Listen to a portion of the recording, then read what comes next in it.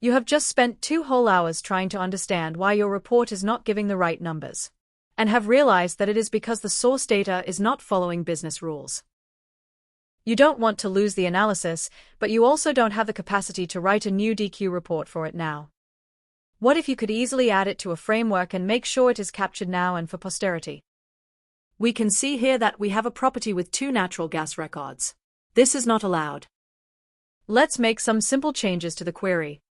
First, we need to get the results to only give us the property reference and attribute name that are in error. We don't care about records that are correct.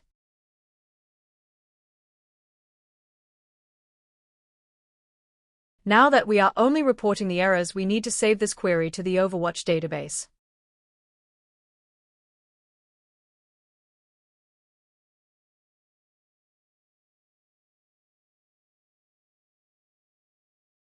We do this by creating a table function which will return a table with a specific format. The first field is called domain ref.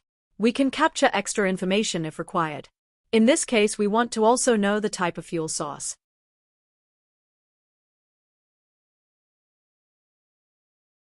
Now we need to tell the function to save the query results to the function table. Notice that the fields in the query match the number of fields in the table definition.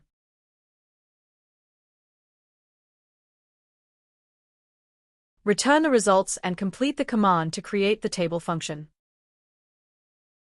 Finally, we are saving this in the Overwatch database. By default, it doesn't know about the tables in the source system, but we have set them up as synonyms. But we need to help it out by adding a schema reference.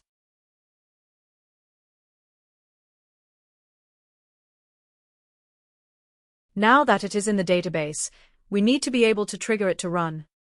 Select DQ checks and add it to the system. As this is returning the property ID as the domain reference, we will choose Asset from the housing system. Complete the other fields and choose a schedule to run it against.